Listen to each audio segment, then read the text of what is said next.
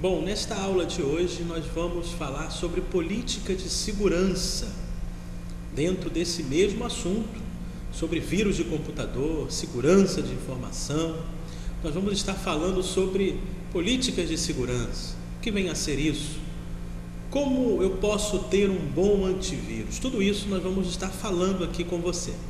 Um bom antivírus, ele precisa estar sempre atualizado. Não basta você apenas ter no seu computador um antivírus e achar que você está totalmente protegido. Eu tenho no meu computador, eu tenho um antivírus, eu estou protegido. Não. Como você aprendeu, o vírus, ele é um programa. Ele é um programa que ele foi criado com o objetivo para danificar, com o objetivo para destruir um determinado arquivo ou um determinado programa, afetar todo um sistema. Então, a cada momento, a cada dia, vamos dizer assim, alguém está criando esse programa mal intencionado. Então, novas formas estão sendo criadas.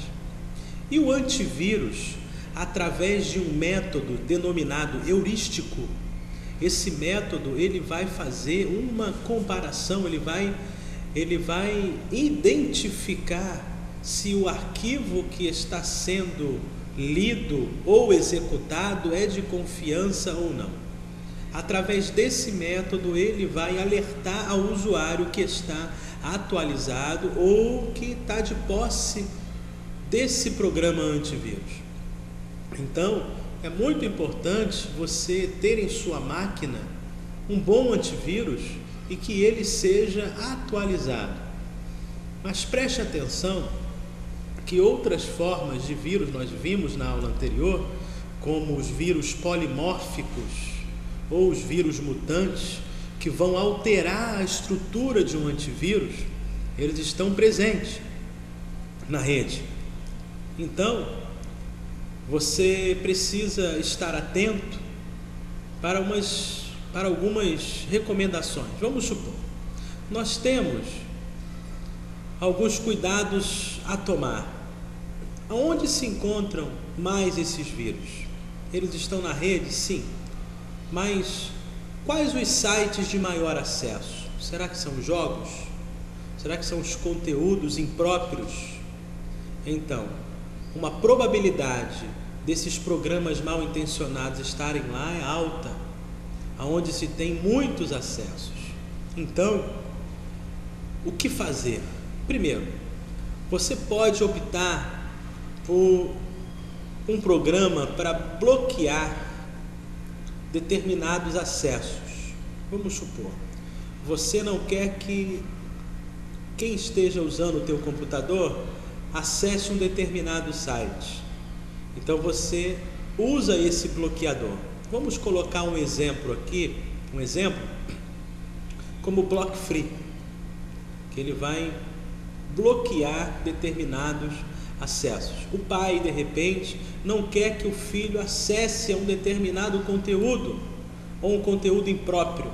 Então ele vai instalar no seu computador um determinado programa para bloquear esse acesso. Isso já é uma precaução para não ser infectado. Além disso, nós temos determinados tipos de programa que um exemplo, você instalou alguma coisa na sua máquina, no momento em que você desliga o seu computador, tudo volta como estava antes, a não ser que você tenha uma senha de acesso em que você dê permissão para aquele programa estar sendo executado, ou então ficar no seu computador. Então, quando reinicia, tudo volta ao normal. Então, se o computador foi infectado naquele dia, ou seja, ao inicializar, tudo volta ao normal. Então, a infecção não valeu, certo? Bom, que tipos de programa nós podemos usar para esse tipo de processo?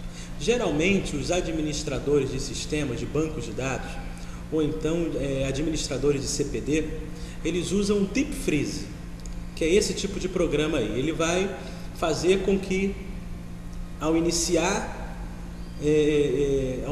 todo um processo, quando você liga o seu computador, você ligou, você acessa vários sites, você vai aqui, vai ali, instala algumas coisas, o usuário instala, joga, coloca jogos, mas quando ele vai desligar o computador, tudo volta ao normal. Tudo que ele fez, o que ele fez de download, ficou para trás.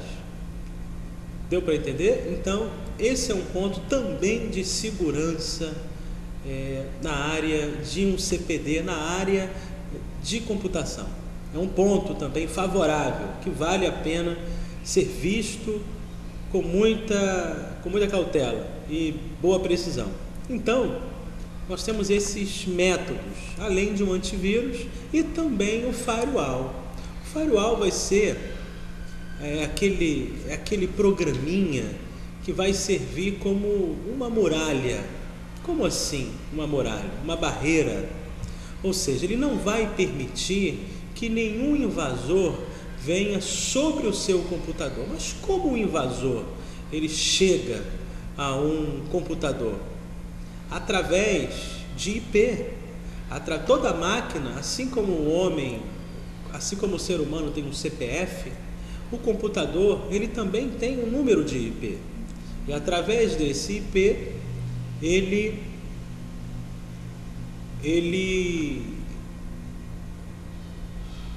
é identificado, certo?